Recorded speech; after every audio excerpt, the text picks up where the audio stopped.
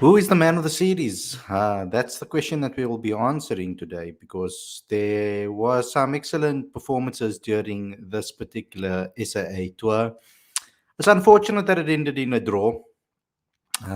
So we're sitting in the situation where we're going to have to think about quite hard who we're going to give this to and who we think is the player of this particular tour and the player that stood out.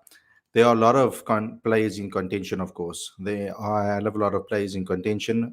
For most runs, maybe someone in there. There might be someone there, maybe with most wickets. Who we going to pick? We would like to hear your thoughts on who that is and who you guys think. You guys can vote with a super chat. You can get your questions in and vote as well with the super chat to decide who you think should be the player of this particular tournament, and we will have a chat about it, and we will obviously comment on what you have had to say. But before we get going, before we get started, please subscribe to Cricket Fanatics Magazine Monthly. The link is in the description, and also get involved with the comment section. Like, share, subscribe, do all of those things, and click the notification bell for future videos too. So let's get straight into today's video, guys. I would like to hear what you guys have to say. We're also going to get a little snippet about the Ashes so far.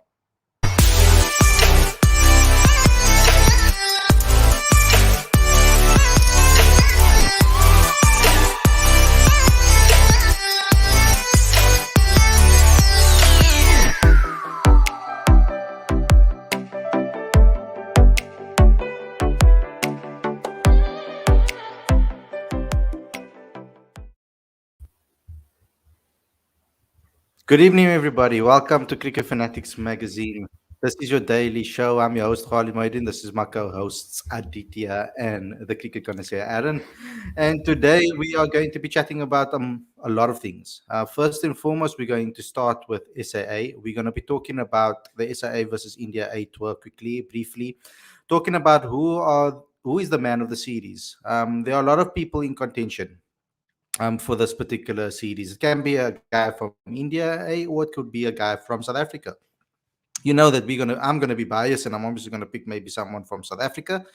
But let me just give you a quick overview of what happened in this final test. So South Africa 268 in their first innings, and then India scored 276, and then South Africa scored 311 for three declared. Sarel Irvia falling short of his 100 by 3 runs, but Zubair Hamza batting excellently for his 112 of 125 of 192 balls, 15 fours in total. And they got them to a decent total, and then the bowling started. And South Africa were on a good streak. Michael Pretorius taking a wicket, Sirera Mutasami taking a wicket, and Lutus Pamela taking a wicket. And they got India 8 to 90 for three before rain interfered, and the game was obviously ended, and obviously a draw was called for the final game. So unfortunately, that is the end. We didn't really necessarily want it to end that way. We wanted a result, of course. Everybody wanted a result. But now is the question that we need to ask. It's who is the guy that stands out as a player of the tournament? Let's start with you, Aditya. Who do you think was the player of the tournament so far for you? Look, I'll pick one from South Africa and one from India, just because I think in any sort of three-match series, you have outstanding performances from both teams. From South Africa, I think it's got to be Marco Jansen. He's performed excellently with bat and with ball. So it's very hard to leave him out. But I guess special mentions have to go to Glenton Sturman and Lazar Williams. So yeah, I think they're my standout performers for South Africa, and for India, I think Navdeep Saini, he would be my man of the series from the India perspective. Simple as that. Let's go to you, Werner, before we go to Aaron. Werner, welcome to the show as well. Thanks. I wasn't prepared. Jumping onto me quickly. For me, I think Daniel Zozi from the batting point of view from for South Africa. Arvia did very well as well, obviously, but I think Terry Dezorzi really impressed me, and even the way he came out today made sure he had that impetus. He really went at it, trying to get us to a comfortable, say, total to still have some time to bowl at India. Even though it wasn't much to go with, he at least tried to. So I really enjoyed him, and with the bowling, I enjoyed Steerman in the previous game, especially. He definitely has a lot of potential, and if I want to go for a all rounder or all round contributor, Mark Janssen also had a very good series. Uh, not many wickets, 6 wickets is decent, but obviously Bloemfontein at first game, no one really got any wickets. So, but the fact that he also made like 160 runs or so at an average of 60, really a good all-round contribution. So I think the standout for me, it's hard. It was actually, I would say, quite a team effort from South Africa's point of view. I think it was a good contribution by Arvia and by Hamza and by the Zorzi, and with the bowling, Sipamla and Janssen and Steerman. So I don't think there's like one guy I would say, okay, he definitely stood out above the rest. So I think it was more like a collective effort. And then at the India side, I would also say Saini. He did well. I enjoyed Paral's bowling as well. I thought he was very consistent. And then with the bat for India, Vahari definitely with his 350s. I expect him to do well if he gets picked for India in the upcoming series. So, Aaron, and for you, have you had the chance to actually watch some of it? Because I mean, I know you probably were up early hours of the morning watching the Ashes. I've been up all night for the last 2 days. I've been doing some local radio correspondency, so I've had to put up with a less than ideal performance from England, shall we say, and I know we'll dissect that as today's show goes along, as the comments are rightfully reminding me of. But in terms of the series, I've been keeping up to date with it, obviously. I mean, you know me, I love South African cricket, love Indian cricket as well. Fantastic for me as a Warwickshire fan to see Hanuma Vihari doing well. Didn't have the greatest of county championship seasons, only played 3 games for the Bears, but very, very impressive in this series. And that's a really good sign for India moving forward. You've just had Shreyas Iyer performing in the New Zealand series, Vihari now performing in this South Africa A tour. Pretty good competition for spots in that middle order. Competition breeds good players, so a very, very good sign for India. And then with South Africa, I'm going to be honest, I think, Werner, you absolutely summed that up beautifully. I think it was a team effort. In terms of real standout players, Marco Jansen, maybe not so much in terms of statistically speaking, but in terms of the qualities that he produces, my goodness, this boy, he's got a high ceiling, hasn't he? He's such an exciting talent. Glenton Stearman, yet again, fantastic. Luto Sipamla, really, really disciplined with the ball as well. And then with the bat, Tony Dezorzi, impressing yet again. And then Cyril Irvia as well. So, to be honest, for both sides, positives to take away. I'm going to be honest, haven't looked, tremendously in depth as opposed to, the live streams and following it ball by ball. But as I said, just from checking in on the scores, checking in on various highlights, pretty evenly matched series, to be honest, and good signs and positives to take away for both sides. I would like to obviously also mention Cyril Irvia. I know he was mentioned briefly, but the one thing that I was disappointed about is that every single time he got close to a milestone on his route there, he lost his wicket. That's so unfortunate for him. He finally gets over that 15 run mark that has been haunting him throughout the series, and then he falls 3 runs short of a century. So it's very unfair, I would say, or unlucky from his part, but a good consistent performance from him throughout the series. And Glenton Steerman as well, I think. Glenton Steerman also needs some hype around him. I was very impressed with what I saw of him throughout the series in the 2 matches that he did get the bowl. So it was something to really look at, and I think he should be one of the guys that should be spoken about. And luckily, he's been credited with that, and he's by being selected in the South African Test squad. So the one guy that obviously didn't get into that squad is Tony Dezorzi, and it's someone that we maybe spoke about, me and you, Werner, as well, and as Aditya. We spoke about Tony quite a bit, and he's really put up his hand, maintaining his form. Zubair Hamza, good performance today, scored in that century, and I feel that it's the perfect time for him because he scores the century after not getting into the squad for obvious reasons. I feel that he he didn't put up the numbers necessarily this season and last season domestically in the 4-day competition for him to really put up his hand as someone that could go straight in back into the test arena. So this 100 comes at the perfect time before another 4-day game that is coming around the corner. So it's an opportunity for him to really kick on now and continue that momentum to show why he should be in the South African test side. The pressure is now on Keegan Peterson a lot more, because I feel that he needs to now perform for South Africa. I feel in this series, the series is a massive series for him, and as well as in New Zealand, if they're going to continue with him. So also the pressure will be on Temba Bavuma to score runs as well now. So I think there's a lot of batters that are putting up their hand and really saying, look at me, I'm going to be putting on runs, so you need to pick me. So ultimately, we want that. We want competition to continue throughout the years that are going by, and hopefully that there are people continuously knocking on the door throughout the series. But I want to move on because I think that we nearly need to talk about the Ashes, and I want to make this a little bit. I want to think, because we don't get Aaron on the show very often. He's so busy with so many podcasts, and he's doing amazing work out there, guys. So please follow him and follow what he's doing, because he's doing excellent work.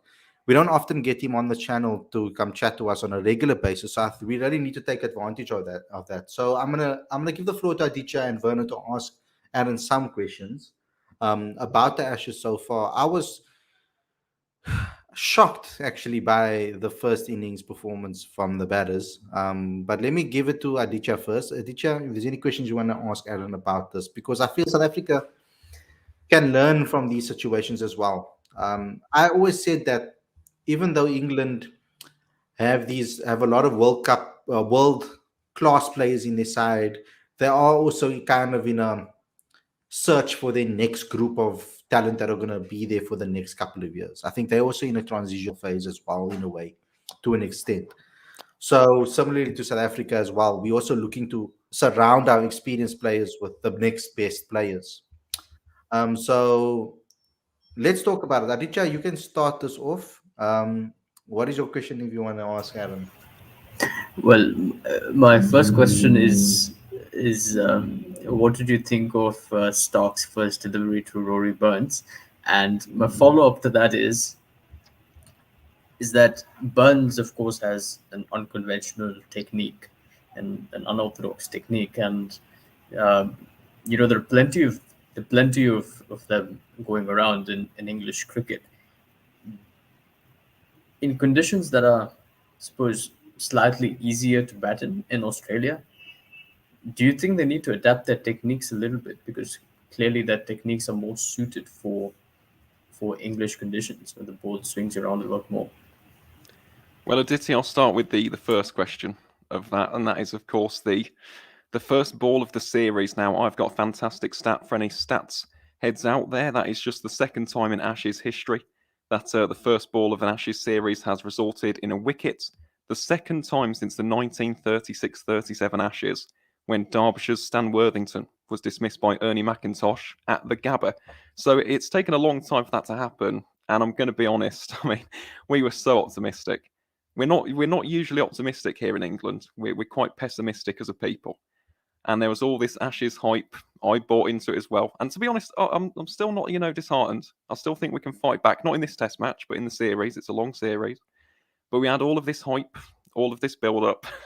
And then the first ball of the series, it comes crumbling down like a house of cards. In terms of the ball itself, it wasn't anything special. It was a leg stump half volley. I mean, if he was in a decent position, in terms of his foot placement, should have been 4 runs. Easily just whip it around the corner, off to the boundary, and it's a different story. But I think the problem with Burns, obviously, he would have been thinking with Mitchell Stark, he's going for that off-stump corridor.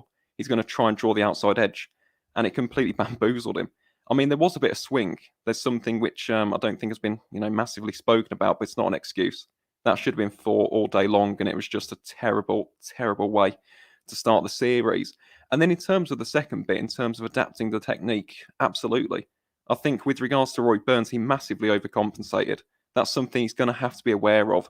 They're going to test that channel. But at the same time, you can't be, standing outside basically on an off-stump guard, defending your fourth stump line. You can't be doing that. Okay, look at the likes of Smith, look at the likes of Labuschagne, look at the likes of Travis Head today, a fellow left-hander.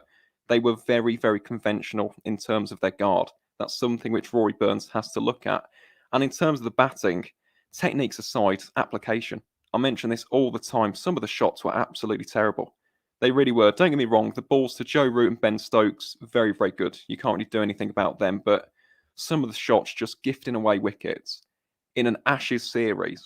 Okay, this is different. This isn't a regular test series. These don't come around often. And you're just gifting your wicket away. It was so frustrating. I'm going to be honest. And I feel for the bowlers. I say this a lot with England, a lot more than I wish that I would. But I feel for the likes of Mark Wood. I feel for the likes of Ollie Robinson. I feel for the likes of Chris Wokes because they bowled really well yesterday for very little reward. England now have got a massive, massive mountain to climb, which, to be honest, I think is unassailable. If we had scored 250, even 300 runs, it's a completely different story. But it's just how the cookie crumbles. Sometimes England, to be honest, have been outplayed. But I come back to this. I'm not going to be overly negative. I'm not going to be hypercritical. I'm not going to start spouting off hyperbole and saying this is the worst England team of all time and it's going to be 5-0 because it's a long series. And just for those out there who are feeling a bit dispirited, a bit disheartened, look at India in the last Border Gavaskar Trophy series, bowled out for 36 runs at the Adelaide Oval. Did they give up? Did they go, oh, Australia have absolutely smashed us here, let's just give up. Let's go home, 3-0, we'll take it. No, they fought. They showed fight, they showed desire, they showed grit, resilience, fortitude. You know, they had strong mettle. That's what I want to see from England. So plenty to improve moving forward. Do I think we can do it? With the ball, yes. With the bats, it waits to be seen. But yeah, not the greatest of starts for my three Lions, to say the least, to this year's Ashes series. I had to block you. I had to block off your fan here in the comment section of here. Well, all the fans, all the viewers out there, they'll be loving this. But you know what? It's justified. I do run my mouth when it comes to England, so go for it. You know what? I'm there when we do well. I'm there when we fail. Okay? Support does not just last when your team's doing well. You've got to be there through thick and thin. And that is the key when it comes to sports. That's the key when it comes to life in general. Fern, is there anything you want to grill Aaron Go about on, Vern. besides? You know you want to say something. I don't think I can say anything that would be worse than England's performance so far. So, I might just that leave studio button's looking mightily tempting. I can't lie, Vernon. Yeah. Wait, can I ask an additional question then? If you're not, that's fine. I will speak after you. You can ask. I simply have to ask you about Ben Stokes' no balls, man. Like, what was it 18 no balls that 14 that I he think. bowled? 14 from his first 14. 31 balls, yeah, were illegal deliveries. Yeah. Yeah, what was So that Bjorn all about? Hendricks. I'm sorry, Bjorn. Uncalled for, Brew. But in terms of the no ball things, I'm going to be honest. It's a mix of factors. Let's be honest. Ben Stokes has not played a competitive game in months, let alone weeks or days. I mean, he's had a bit of a warm up game with the intra squad, but that's it. Hasn't really bowled either for Durham this season in the Championship or in the Blast or the One Day Cup. So he looks incredibly, incredibly rusty. But at the same time, as an umpire, I don't know what's happening when it comes to umpiring right now, but I think there's complacency. We almost look at this technology. We've gone, the third umpire now is going to check the no balls. You no longer have to do it. That shouldn't be the case. I mean, at your local village club, your local, your club team, your state team, wherever, provincial, as I said, it can be any level in the game of cricket. The umpire has to check the front foot. Because Ben Stokes, I guarantee, wouldn't have had an absolute clue about that. I guarantee it. Okay, he's been bowling in nets for months. I'm guarantee he wouldn't have been, keeping his eye on the line, checking that they're legal deliveries. As an umpire, it's your responsibility to call those. And they didn't. So I don't think it's just on Ben Stokes. As I said, I think he looked incredibly rusty with the ball, as did Jack Leach, to be honest. Those two did kind of leak a lot of runs. But at the same time, the umpiring absolutely... I don't like criticising umpires. I don't, because it's a tough job. And I've done it before, and I wasn't great at it. But at the same time, come on, you're professional umpires in the Ashes. In the Ashes, this isn't your local team. This is one of the biggest series on the planet. Series on the planet, yeah. Exactly. Watched by millions worldwide. There's a lot riding here. There's a lot at stake. You can't afford that many mistakes. I mean, 14 no balls, and one of them was called. It's just not good enough. And also, can I just say, the lack of communication, the lack of clarity with regards to that technology. It took until day 2 to tell us that we didn't have the technology available for the Ashes. What is that all about? Seriously, I honestly could not believe it. So, yeah, umpiring not great. That needs to improve. Hopefully, Stokesy can find some form. He did look incredibly rusty. And yeah, again, it just comes back to it, doesn't it? It's just been a terrible, terrible start to the Ashes. Even me, the eternal optimist, I can't really put my usual shine on it, to be honest. But we move, we live, we learn, we move forwards, and fingers crossed the umpiring and England's batting can improve as we head into Adelaide. Now, maybe you do a South Africa series, lose the first one and then go and smash Australia, I don't put it past England to do something like that, really. Werner? Yeah, I'd like to agree on the umpires. I have been a bit disappointed as well. The whole technology thing, I agree, because I get so frustrated when I look at the run-out appeal, and I know the batsman is already past the stump by the time that ball hit the wickets, and the umpire says, no, let's go to the third umpire. I'm like, why would you waste especially in T20s, we're already wasting so much time with strategic timeouts and drinks every 2 overs. Then you have a run out where a guy's already past the stump and you still say, okay, no, let's go to the third umpire. Let's make very sure. It's like people that keep saying, let's double check what's 1 + 1. It really isn't necessary. So that's quite frustrating. I think there's quite a comparison between the England batting lineup and the South African batting lineup at this stage. Both are quite fragile and are very what's the right word? But now dependent. Dependent is the word I'm looking for. They're very dependent on Joe Root and on Ben Stokes to come good, and Butler of late to really pull things through. It's very uncertain with how the rest will go. Here and there they will contribute, but most of the time it's going to come down to how well does Root do, and how well can the lower order maybe contribute. And the Proteas are the same at this stage. We have Quinton de Kock to save us a lot of times. Our guy to get a few crucial innings, but he is also not as consistent. Then we hope Markram will come through, but we have a lot of uncertainty within our batting order. Both our bowlers are great, but we know the batting is where it's still a bit iffy, and we don't know quite how it will go. And then, so how do you feel about Dom Sibley not playing any Ashes now that you've seen this start? I know you love the Sir, so. Werner, I think that's a pretty obvious answer, to be honest. Obviously, I back my players. Okay, I know a lot of people didn't like Sibley's technique. I still maintain the opinion that we didn't see the best of Dom Sibley in international cricket. I think Chris Silverwood threw him under the bus, if we're being completely honest. I mean, the guy did win Test Cricketer of the Year in the Wisdom magazine for 2020 and has a bad series against India and gets dropped. I think it's a bit unfair, to be completely honest, especially when Rory Burns has had, 6-7 ducks this year, but again, he still gets a game. And that isn't anything against Burns. I just think it's, you need to be consistent when you're dropping players and when you're, feeding them to the media. Again, with Sibbers, what I don't think many people understood in 2021, he had a severe finger injury. He was out for months. He played about 2 county championship games for Warwickshire, got injured against Nottinghamshire, broke his finger, was out for months, and then he's rushed back in for the New Zealand series when he's already low on confidence. Really, really poor management, to be honest, from an English perspective. Again, you can call me biased because he's a Warwickshire player and he is a nice guy as well. I've met him on a couple of occasions, but I just think with Dom Sibley, you look at Asiba Mead in that first innings, look how he applied himself. I know he only scored 25 runs, but for that first session, he looked so cool, calm and composed at the crease. And you could tell the Aussies were getting a bit frustrated with him. And with Dom Sibley, I know technically speaking, you could say Pat Cummins, Josh Hazlewood, Mitchell Stark, they would find him out in an over or 2. But I'll tell you what, if he dug in like he did at Newlands, like he did in Chennai against India, like he did against Sri Lanka, like he did against the West Indies last year, he's a pain to get out. And you know what? In an Ashes series, think back to 2010-11, this isn't a direct comparison at all between the calibre of the 2 batsmen. But look how frustrated the Australians were with Sir Alistair Cook when he was just blocking, nudging, nurdling. They're the kind of batsmen you want in Australia, sorry. I was about to mention Pajara. Pajara would Yeah, have been I was just going to say the same thing. He could have done the Pujara role and frustrated them, while the other players could have been a bit more attacking around him. Exactly. But then again, I also think when it comes to Sibbers, I know he didn't have a great 2021.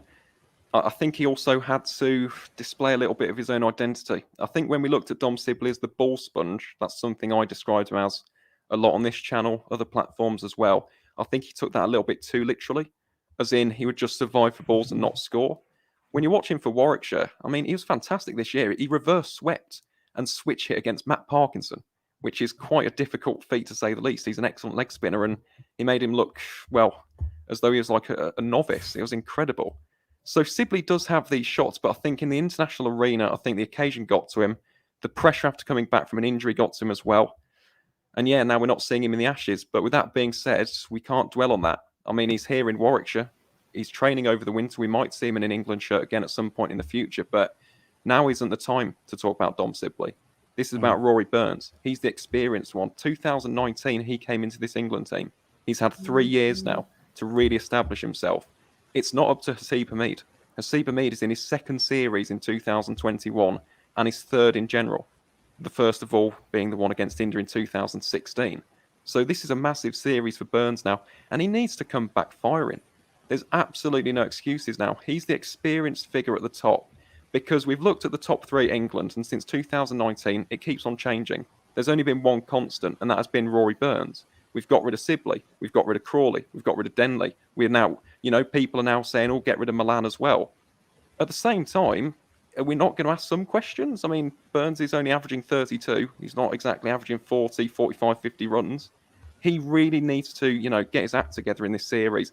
And I wish him the best. I mean, that makes me sound as though I'm really being negative about him. I know he's better than this. That's why we're not going to let these standards slip. 32 is not good enough for an England opener. That's not what Strauss or Cook or, any of these great openers were capable of. So Rory Burns, I wish him the best. Trez, yeah, exactly. Trez is another one. Good shout, to be honest, Werner. But when it comes to that top order, he really does need to step up now. Hameed, he'll try his best. If Hameed doesn't have a good series, though, I can be lenient because it's his third ever Test series. Milan as well hasn't played a lot of first-class cricket. Should he have been selected for the Ashes? That's another question as well. But with Rory Burns, this now, the pressure is on him to deliver. And fingers crossed, as an England fan, and as I said, a fan of his game. I like him for Surrey. I wish him the best. I hope that he does put in some good performances, because if not, he could be the next one on the chopping block. Sorry. Go ahead. No, I actually think Zach Crawley would do very well on these type of pitches, the balancier type of pitches, the type of technique he has. He hasn't had a good year. I know he wasn't very good in the last few series in England, but I think the Australia pitches will definitely suit him. And another thing I just want to touch on is England obviously didn't have the best preparations going into this first game, right? With a lot of rain out days, and so not the best preparation going into it. And that's where I can draw some similarities where the Proteas are right now as well. India are going to come into this series having played 2 tests against New Zealand, ready for it. South Africa are going to come in with no preparation. Almost none of our players have even played the 4-day games. Now I don't even know if we're going to have an intra-squad game. So we're going to go into it cold. Only Dean Algar, I think, has had some 4-day game time. Yeah. Apart from him, it's basically been no one. And Lungi Ngidi, if he's going to play, he's had no match time at all. So I think we might be in a similar type of position going into the first game. So that also doesn't help. No, it doesn't. And again, that's a key thing for both sides, though. Let's be honest, Australia haven't had the greatest of prep either. I know they've got the Sheffield Shield on at the moment, but even they haven't had much practice.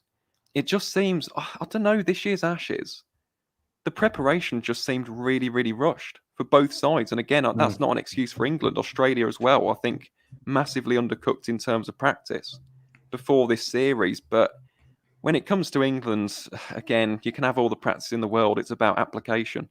When the chips are down, when the pressure's on, and yet again, it just hasn't paid off. But the only thing that I can say, if I was to try and find some optimism, some positivity, when you look at David Warner's innings in particular, 94, and he had about 21 plays and misses. He had about 6 chances to be run out, caught, bowled, LBW, all sorts. I just feel as though this match could be England getting all the bad luck out of the way nice and early. And who knows, at the Adelaide Oval, 36? I'm not going to say that, but, we could skittle the Aussies maybe with the pink ball with Broad and Anderson. Who knows? Maybe I'm being overly optimistic there. Maybe not 36, but I less than was 200. I knew Anderson wasn't going to play, but I was quite kind of surprised that Broad wasn't picked I either. was about to ask that. Yeah, I was about to say, wouldn't you have gambled on someone next to it, Broad? Because I mean, how on these wickets where the where the ball's doing what it's doing and the conditions as well in Australia, it's for a veteran for I'm a veteran, but for experienced fast bowler, it's like heaven.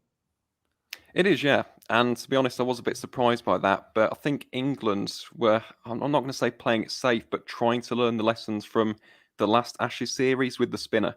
Because Moeen Ali in 2017-18 again came into that series with not a lot of match practice and averaged 115 with the ball. Absolutely struggled, as did Joe Root. So we tried something different. We went with a specialist spinner, Jack Leach, who again has not played a lot of cricket, has had a real battle off the field as well in terms of his health and his well-being as well. So that's another thing which I suppose has come into factor with Jack. But I mean, I couldn't believe they left Stuart Broad out. That was quite surprising. But then again, keep him nice and fresh, keep him nice and fit. And who knows? Adelaide, Broad and Anderson, those two have to play now. There's absolutely no doubt about it. Obviously, we're going to be frustrated, but you know what with Stuart Broad?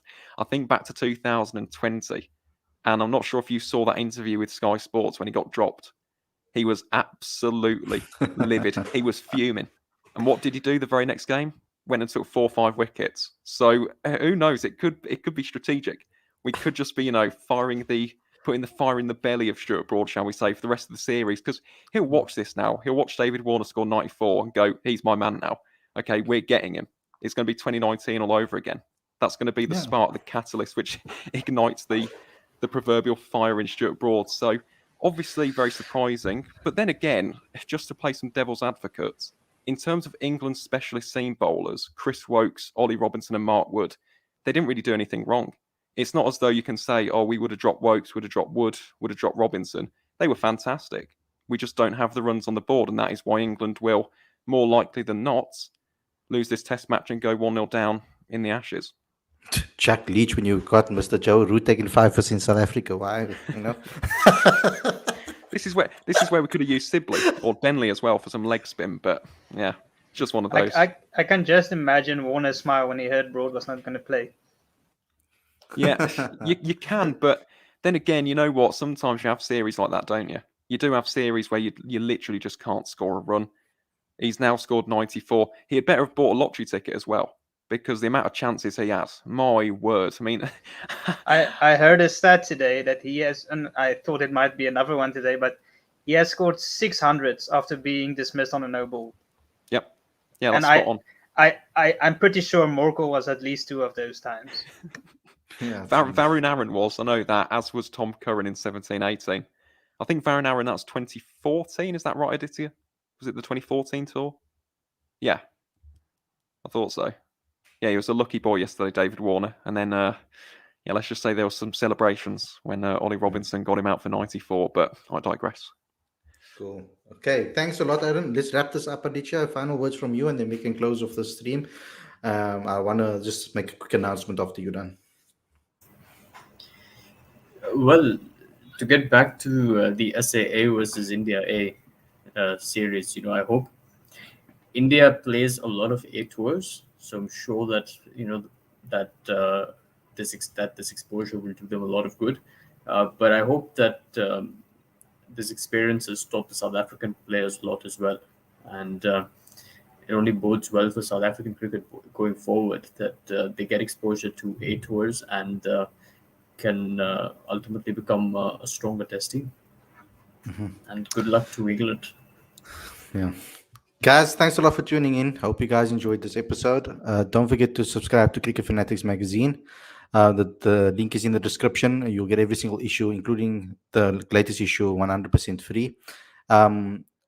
Tomorrow, we got a special episode for you. I'm bringing Daniel Smith on the show. So you guys can have an opportunity to chat and Q&A. It's a Q&A show as per usual on a Friday.